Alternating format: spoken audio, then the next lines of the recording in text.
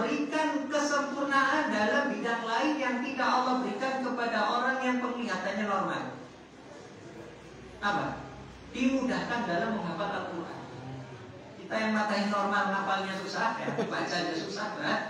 Ini yang matanya, ya bacanya pakai apa itu? Namanya apa Pak? Braille. Ya, Braille gitu ya, Braille. Kasih gambar dulu, ya. Tapi ketika Allah berikan, ya, kemudahan yang kepada dirinya yang tidak Allah berikan kepada orang yang penglihatannya normal, itu mudah bagi Allah Subhanahu wa taala. Allah Zat Al-Musawwir yang memberikannya, membentuk rupa kita, ya. Maka manusia kan, ya rupanya wajahnya dari lahir gini ya Pak, ya. Mungkin ada kemiripan dengan orang lain atau dengan saudara, dengan kerabat. Maka nggak perlu misalnya orang Indonesia jangan hasad dengan bentuk muka orang Arab, orang Eropa. Karena kita secara secara wajah, inilah yang Allah SWT berikan beri. Ya, makanya kalau orang yang sadar dan disyukuri apapun fisik yang kita miliki, ya tinggi badan kita, bentuk wajah kita, ya, dan segala hal yang ada pada diri kita, maka ya hal yang diberikan kelebihan di dalamnya disyukuri. Mungkin hal-hal yang kurang disabari, ya. Nggak perlu merasa minder, ya, insecure, nggak perlu Pak. Ya, tinggal apa? Tinggal mencari sisi-sisi kelebihan dari hal yang Allah Subhanahu wa taala berikan kepada kita semua. Ikhwanifiddin a'azani Allah iyyakum. Dan Allah jelaskan lahul asmaul husna. Allah memiliki nama-nama yang mulia, nama-nama yang tinggi, yang bagus, ya. Yusabbihu lahu ma fis samawati wal ard, di mana bertasbih kepadanya makhluk yang ada di langit maupun di bumi. Ya. Jadi sampai suara burung itu Pak, burung, suara pepohonan, ya, kita kadang dengar kalau pohon bambu kena angin, ya ada suaranya, cik gitu ya, ranting-ranting kena angin itu bergerak dan ada bunyinya. Maka dijelaskan bahwasanya suara-suara yang ditimbulkan oleh makhluk-makhluk Allah Subhanahu wa taala, baik ikan, baik burung, ya, baik pepohonan, bahkan bebatuan sekalipun, itu adalah tasbih mereka. Tapi tasbihnya dengan bahasa mereka, ya. Makanya ketika kita tahu atau mendengar suara-suara yang alam tadi, ya, suara-suara alam seperti tadi, maka kita pun ikut bertasbih. Contohnya apa Pak? Kali Bogor kan sering mendung, sering hujan, sering adanya petir, ledek. Apa yang dianjurkan ketika kita mendengar petir? Istighfar, ada Pak? Saya tahu Pak. Baca apa? Doa ataupun zikir ketika mendengar petir. Ada Pak? Pak atau Ibu? Apa yang dianjurkan untuk kita baca? Istighfar. Ini ada dalam surat Ar-Ra'd. Ada nama surat yang artinya itu petir, Ar-Ra'd. Di situ disebutkan apa? Kita dianjurkan untuk bertasbih. Tasbihnya apa? Subhanalladzi yusabbihur ra'du bihamdihi wal malaikatu min khifatihi. Ya. Tulis ya. Ini bentuk tasbih. Pernah baca tapi nggak dihafalin. Ya benar, subhanallah gitu ya. Kalau ini tasbih. Subhanalladzi, segala puji bagi Allah Subhanahu wa taala, maha suci Allah Subhanahu wa taala, ya. Yusabbihur ra'du, di mana petir saja bertasbih, suara yang kencang gitu ya, bisa kaget gitu ya.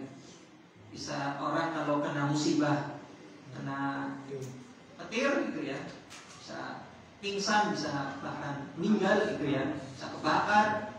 Yusabbihur ra'du bihamdihi, di mana petir pun bertasbih dengan memuji Allah Subhanahu wa taala. Wal malaikatu, tidak hanya petir, ya, karena termasuk para malaikat min khifati, ya. Jadi sampai petir saja itu bagian dari tasbih Allah. Ya, maka itu dianjurkan kita berbanyak tasbih subhanallah bihamdi subhanallah dan ya, 2 kalimat yang ringan di lisan tapi berat di mizan, di timbangan amal kita di akhirat, itu memperbanyak tasbih subhanallah bihamdi subhanallah alazim. Ini banyak kita. Maka bahasain lidah kita tasbih. Ya. Nah, memang butuh dilatih, Pak. Butuh orang tasbih itu kan, makanya alatnya namanya tasbih.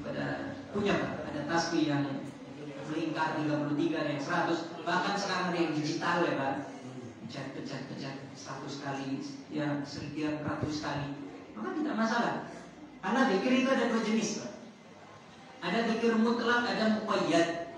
Zikir mutlak itu zikir kapan saja, di mana saja silakan. Perbanyak sholawat, istighfar, tasbih, takbir, takbir. Maka nggak dilarang. Ada zikir namanya zikir muqayyad. Zikir yang terikat. Jadi ada SOP-nya, ada cuplaknya. Ya. Misalnya habis sholat, bapak-bapak dan ibu-ibu sekalian, zikir apa? Tasbih, ya, takbir 33 kali. Nggak perlu ditambah jadi 100 gitu. Nggak perlu Pak. Karena itu muqayyad, ya. Jadi ada yang pikir tertentu, misalnya mau tidur pun dari 33. Nah, ikhwan fillah azza wa jalla, ya. Dan Allah zat yang maha perkasa lagi maha bijaksana, ya. Wa huwal azizul hakim. Jadi keimanan kita kepada nama-nama dan sifat Allah azza wa jalla, maka hendaknya kita jadikan, ya, menjadikan kita semakin mengenal Allah azza wa jalla. Ya. Ikhwan fillah azza wa jalla. Sekarang terkait al-asma wa sifat bagi Allah Subhanahu wa taala, itu ada kaidahnya Pak. Ya. Tadi di awal bahwasanya kita cukup meyakini dan mengimani nama-nama yang Allah jelaskan di dalam Al-Quran maupun dalam hadis. Ya. Dan yang berikutnya asma'ullahi tauqifiyah la majala lil aqli fiha. Al-asma wa sifat bagi Allah Subhanahu wa taala itu tauqifiyah. Apa itu tauqifiyah Pak? Nggak boleh kita bikin-bikin, ya. Tidak boleh bikin. Tidak ada, ya. Tidak boleh kita membuatnya dengan logika atau akal kita, ya.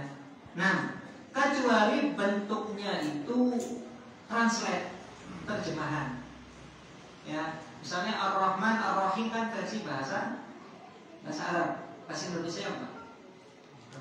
Maaf kasih, maaf penyayang, ini tidak masalah. Misalnya orang Sunda, orang Jawa, kalau menyebut makna roh, ya, Gusti Pak, pangeran. Ya, secara kalau ini bentuknya translate tidak masalah, ya. Atau misalnya orang Barat menyebutnya God, ya, God, gitu ya, God, ya, maka tidak masalah, karena ini bahasa mereka. Yang mana terjemahan dari bahasa Arab ke bahasa mereka, ke bahasa Indonesia, bahasa Jawa, bahasa Sunda dengan bahasa tadi pun tidak mengapa, ya. Nah, kita tidak perlu berlebihan dalam masalah penerjemahan. Kenapa? Karena dengan penerjemahan itu menjadikan orang yang menggunakan bahasa tadi semakin paham. Nah, kita pun diperintahkan untuk menyampaikan agama Allah Subhanahu wa taala bil lughatil qaum, dengan bahasa kaum. Kenapa? Supaya mudah untuk dipahami, dikenal. Makanya contoh-contoh dakwah di negeri ini kan dulu mungkin zaman Wali Songo gitu ya, dengan media-media tertentu, dengan istilah-istilah tertentu, ya, yang pada waktu itu masyarakat di negeri ini tahunya itu, ya. Maka sekarang kan bahkan kita dimudahkan dengan adanya bahasa Indonesia. Sehingga orang dari manapun, mau dari, ya, Indonesia Timur, ya, Indonesia Barat, itu kita bisa berkomunikasi. Maka kita gunakan, ya, bahasa yang ada ini untuk memahami agama Islam. Syukur-syukur bisa paham bahasa Arab, ya, meskipun memang tidak semua diwajibkan. Ya, ini hukumnya fardu kifayah. Kalau udah ada sebagian kaum muslimin yang paham bahasa Arab, maka kita yang mungkin sudah lanjut usia, sudah nggak sempat belajar, ya udah ngikut saja, ya, kita belajar. Ikhwani fiddin, a'azani Allah wa iyyakum.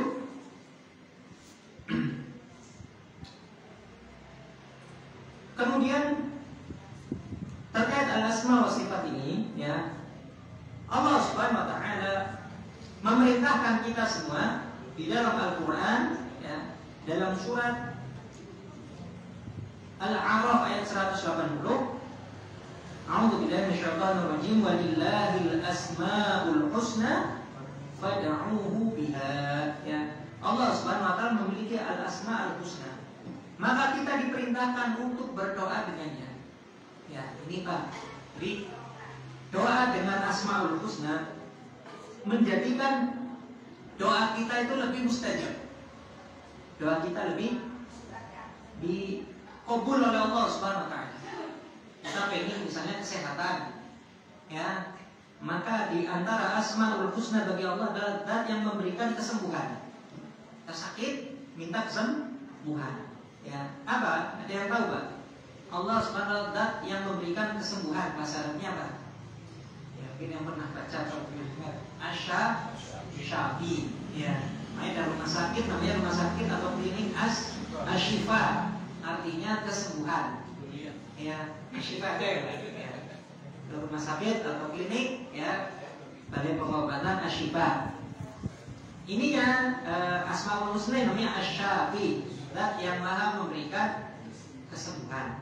Maka doanya, ya, di antara doa yang Rasul ajarkan, Allahumma rabban nasi adhibil ba'sa ishfi anta syafi. Ya, atau kalau bahasa susah misalnya doanya kepanjangan, ya syafi ishfi lana. Wahai yang memberikan kesembuhan, berikan kesembuhan kepada kami. Jadi minta, atau minta misalnya rezeki, ya, Niko dagang sepi, ya, kerjaan mulai menurun, ada efisiensi, ada PHK dan yang lainnya. Maka kita minta kepada Allah Subhanahu wa taala, ya Razzaq, ya, urzuqni. Wahai yang memberikan rezeki, berikan rezeki kepadaku, kepada kami. Jadi minta kepada Allah Subhanahu wa taala. Ya. Misalnya kita banyak dosanya, banyak lalainya, maka banyak istighfar. Ya, apa? Ya Ghaffar, ighfir lana. Ya, atau kalau di ya Tawwab, tub alaina. Wa idza yang menerima tobat, berikan apa? Terimalah tobat kami. Jadi minta kepada Allah. Kenapa? Karena dengan seperti itu doa kita lebih mustajab. Ya, makanya kan asmaul husna yang dijelaskan dalam Al-Qur'an dan Sunnah ada berapa, Pak? 9. Hafal semua, Pak? 9. Ya. Dibaca, kalau nggak hafal dibaca. Biasanya di sampul depan belakang Al-Quran suka ada. Ya, anak-anak TK ngapalin ya, Pak. Itu dibaca dan dibaca pula terjemahnya artinya. Ya, baca doanya bisa diulang-ulang, kemudian minta kepada Allah Subhanahu wa taala dengan al-asma al-husna tadi. Ikhwani fillah, a'azzani Allah wa iyyakum. Ya. Maka ketika seseorang dia yakin bahwasanya Allah Subhanahu wa taala memiliki nama-nama yang mulia, ya, dan sifat-sifat yang luhur, yang mulia, maka dia dalam hidupnya semakin misalnya dalam masalah rezeki, dalam masalah kehidupan, ya, dia akan paham bahwasanya misalnya seorang yang yakin Allah Azza wa Jalla As-Sami' Al-Basir, zat yang maha mendengar lagi maha melihat, ya, maka nggak perlu CCTV, Pak. Nggak butuh CCTV untuk apa? Untuk berbuat jujur, untuk berbuat lurus, ya. Jadi di Alfamart, di Indomaret atau tempat-tempat itu kadang orang ada yang klepto, ada yang pengen nyuri, pengen ini. Tapi kalau dia tahu Allah Subhanahu wa taala yang maha mendengar dan maha melihat, maka dia, ya, mau ada CCTV, nggak ada CCTV, baik di jalan raya, ya, misalnya kan ada verboden, ya, lampu merah, ya, maka dia akan taat kepada Allah Subhanahu wa taala. Taati. Tidak perlu lihat tengok-tengok dulu, dia lihat. Karena apa? Karena dia yakin, dia tahu bahwasanya Allah zat yang melihat dan maha mendengar. Nah, bahkan seorang itu kalau doa nggak perlu teriak-teriak, Pak. Nggak harus teriak. Kenapa? Kadang-kadang kita cukup batin saja, cukup terbesit saja dalam hati. Doa dalam hati, benar-benar minta kepada Allah Subhanahu wa taala. Orang kadang ini tidak yang tahu kita lagi nangis lagi doa, ya. Ya Allah Subhanahu wa taala maha mengetahui dan maha mendengar. Ikhwani fiddin a'azzani Allah yakum.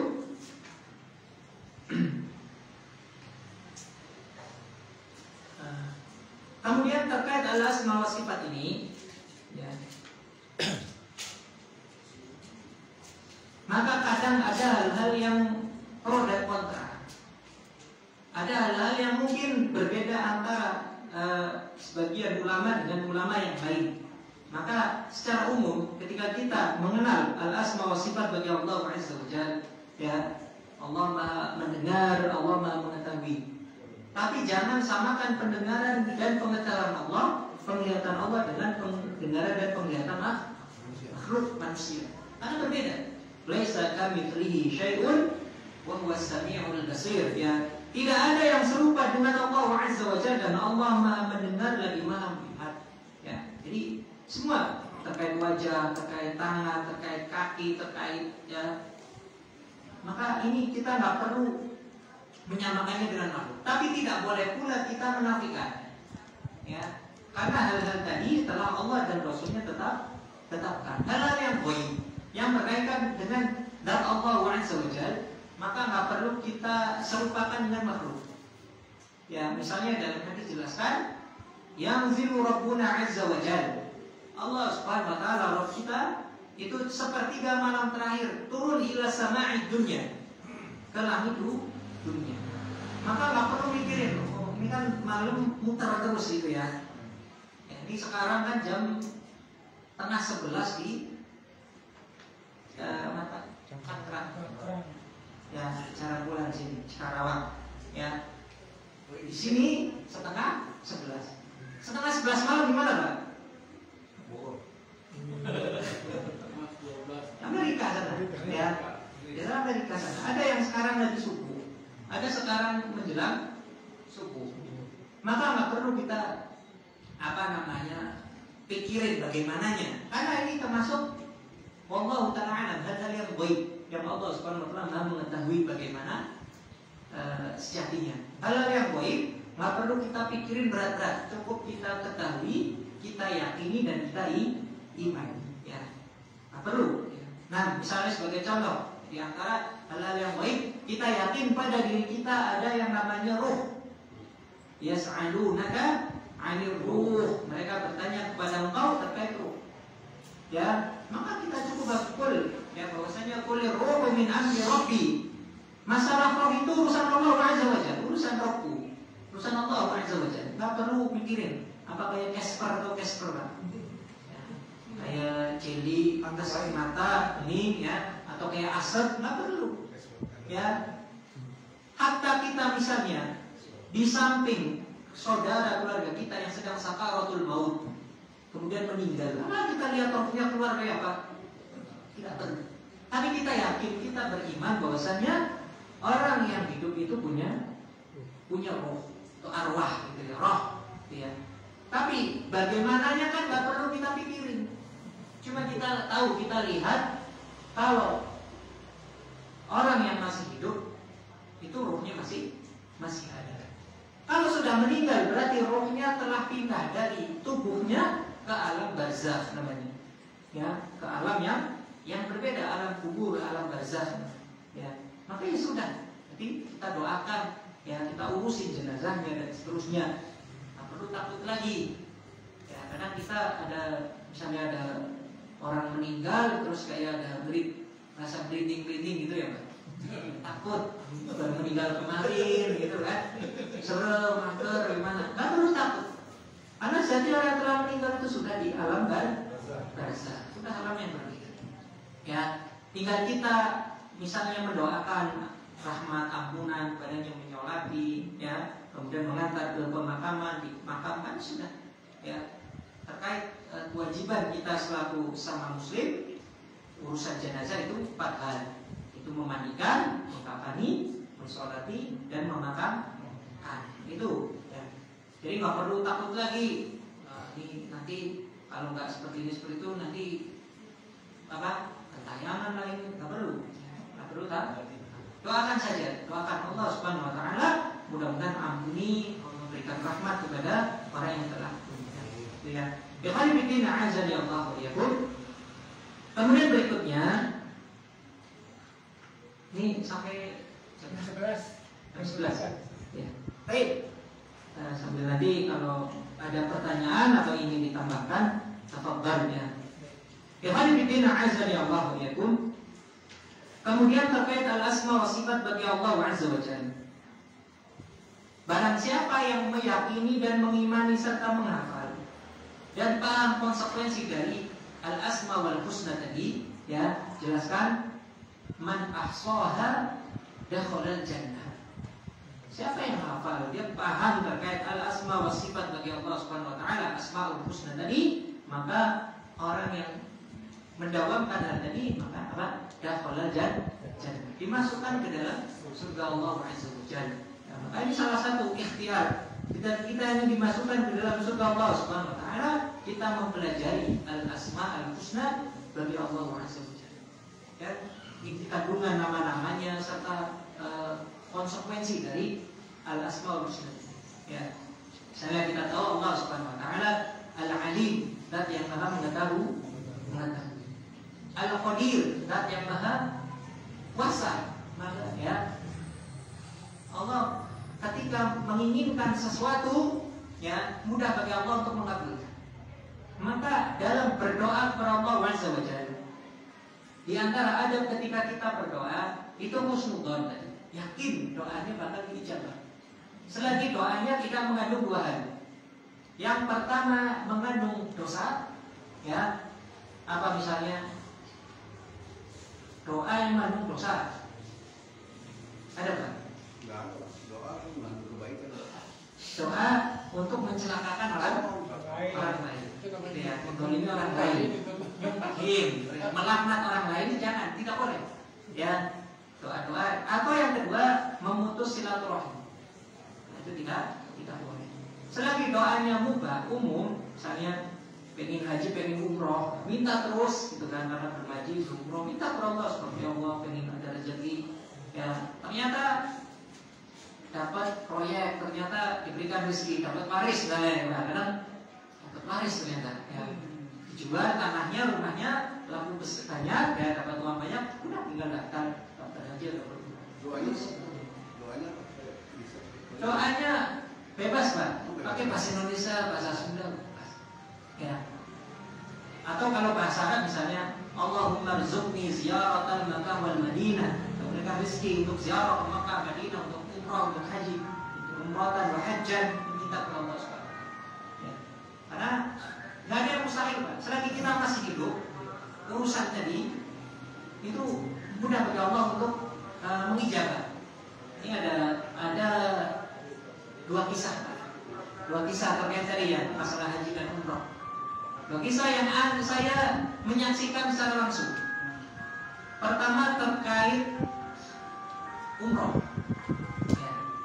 Qadarullah nenek saya itu ya, ini dari kalangan yang menengah bawah, anaknya kecil-kecil banyak waktu itu ya. Orang miskin, orang susah. Ya. Sampai usia 60 lebih, sekarang udah 7 bulan lebih.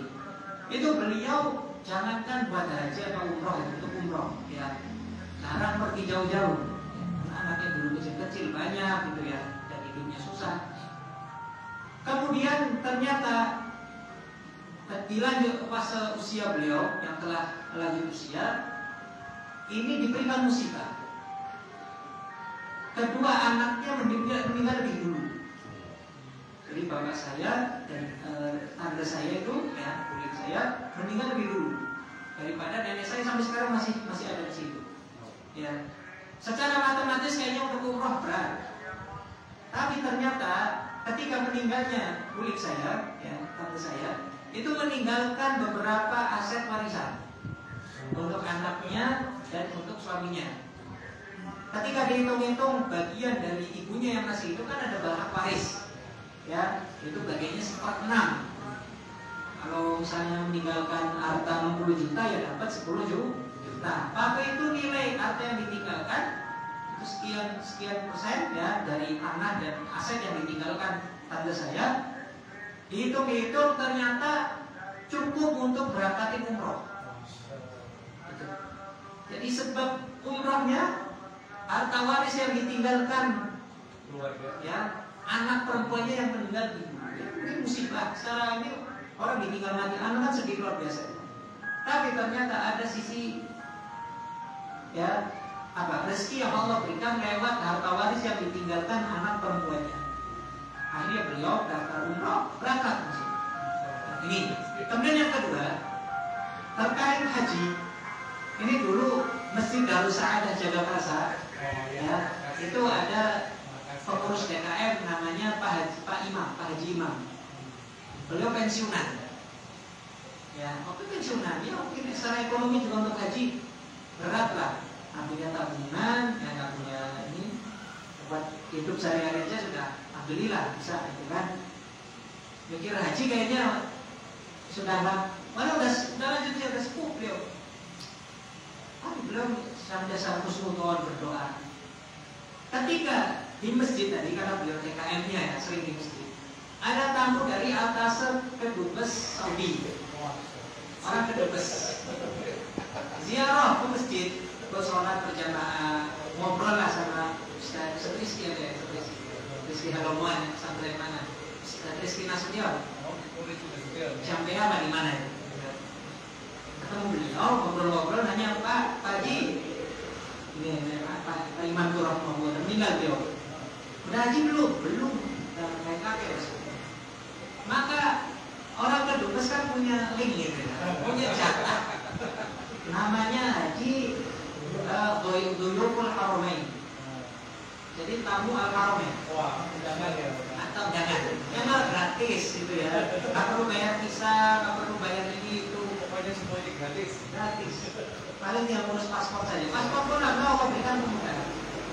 Jadi secara matematis mungkin seseorang ya hitung-hitungan harta yang dimiliki belum mampu haji, belum mampu umroh, itu secara matematis. Tapi secara matematika Allah Allah Maha berkuasa, Maha berkah. Ketika telah mentakdirkan seorang mau haji, mau umroh, ya, mau misalnya punya keturunan tadi Nabi Zakaria, Nabi Ibrahim di masa usianya yang telah lanjut usia, maka mudah bagi Allah. Ya, beliau tadi Pak Haji Imam itu akhirnya ditawarin, dia mau lah, daftar, bikin paspor, berangkat, ya pulang. Jadi haji atau umroh itu ada dua, ada bin nisab, ada bin nasib. Kalau bin nisab itu mungkin dia orang kaya atau dapat warisan gitu ya, orang yang sukses atau jabatannya tinggi, penghasilannya besar, sehingga tabungannya mampu untuk memberangkatkan dirinya berangkat haji baik yang reguler, yang khusus maupun yang full, ya maupun yang umroh. Ya. Kemudian yang kedua bin nasib, artinya sebabnya macam-macam. Diberangkatin orang, diberangkatin kedubes, dapat hadiah ya dari perusahaan, dapat hadiah dari yayasan yang dia bekerja itu dapat jatah, ya itu rezeki minum. Tinggal kita minta saja. Orang doa itu nggak ada yang sia-sia, Pak. Ya, jadi bapak-bapak, ibu-ibu di sini, kalau punya hajat, punya kebutuhan, punya apa saja, mintalah kepada Allah Subhanahu Wa Taala. Wa idza sa'alta fas'alillah. Kalau mau minta, ya misalnya ibu-ibu minta tambahan uang belajar, gitu kan, kurang nih, nggak harus langsung minta ke suami, ke bapaknya, tapi di antara pintunya itu minta kepada Allah, ya Allah berikanlah tambahan uang belajar. Ya. Minta dengan benar-benar minta. Ini anak butuh buat sekolah, butuh buat di pesantren, butuh buat ini, buat bayar utang dan yang lainnya, ya cicilan motor, cicilan rumah. Ya. Minta kepada Allah Subhanahu wa taala. Wa idza sa'alta fas'alillah, wa idza sta'anta fasta'in billah. Kalau kita minta tolong kepada Allah Subhanahu. Ya. Orang kalau berdoa kepada Allah maka dengan syarat-syarat doa yang benar, yang lurus. Tadi ya, doanya tidak mengandung perbuatan dosa dan putus silaturahim. Kemudian yang kedua, dia menjaga dirinya dari makanan, minuman yang haram, pakaian yang haram. Karena makanan dan pakaian yang haram menjadi sebab terhalangnya doa. Ya. Kemudian yang berikutnya, kalau orang berdoa kepada Allah Subhanahu wa taala sesuai dengan syaratnya, sesuai dengan adabnya, maka pasti diijabah dengan 3 bentuk pengkabulan. Apa saja, Pak? Yang pertama, dikabulkan sesuai yang dia minta. Minta rezeki, diberikan rezeki yang dia minta. Minta motor, minta mobil, minta rumah, Allah kabulkan, diberikan sebagaimana yang dia mintakan. Kemudian yang kedua, dihindarkan dari musibah, dari keburukan yang nilainya sebesar dengan yang dia minta. Dia minta motor, misalnya harga 10-20 juta ya Pak. Ternyata sampai mati kan punya motor. Tapi ternyata dia pernah mau ketabrak, ya, ternyata Allah selamatkan, dicegah dari musibah tadi. Yang mana kalau dia masuk rumah sakit, dia kecelakaan masuk rumah sakit, menghabiskan biaya mungkin seharga motor. Sehingga itu bentuk yang kedua. Dijaga dari musibah, dari mara bahaya, senilai dengan doa yang dia minta. Kemudian yang ketiga, tidak dikabulkan dan tidak diberikan dijaga dari musibah, tapi dijadikan sebagai simpanan di akhirat nanti. Jadi tabungan amal kebaikan di akhirat. Jadi orang yang berdoa itu gak ada yang mubadir. Jadi husnudon, udah doa bertahun-tahun minta anak kok gak dapat. Ya, nah bisa jadi ini doanya itu Allah simpankan untuk kebaikan dirinya di akhirat nanti. Selagi kita husnudon terus. Ya, karena kan urusan kita macam-macam ya, Pak. Masing-masing punya kebutuhan, punya hajat, punya masalah. Ya. Dan yang bisa memberikan solusi dari permasalahan yang kita miliki itu siapa? Allah SWT. Bukan ustaz, bukan pak kiai, bukan siapapun. Paling hanya bisa memberikan nasihat, wasiat, memberikan doa. Gitu. Tapi yang memberikan solusi Allah SWT. Ya. Maka sering-seringlah minta solusi kepada Allah SWT. Ya, misalnya solusi kesehatan, ya. Sekian tahun sakit, nggak sembuh-sembuh. Sekian tahun nih hutang nggak lunas-lunas. Sekian tahun ya nggak punya keturunan, atau misalnya kalau kita punya anak, ya anak sudah rumah tangga nggak pengen punya cucu nggak dikasih kasih minta kepada Allah SWT. Ya, karena Allah Subhanahu Wa Taala Maha berkuasa, Maha berkata. Ya, selagi kita husnudzon, ya, maka salah satu dari 3 ijabah tadi akan kita dapatkan. Demikian mungkin yang dapat disampaikan terkait kajian pagi hari ini terkait keimanan terhadap nama-nama dan sifat-sifat bagi Allah SWT. Mudah-mudahan bisa dipahami. Kalau ada yang ditambahkan atau ditanyakan,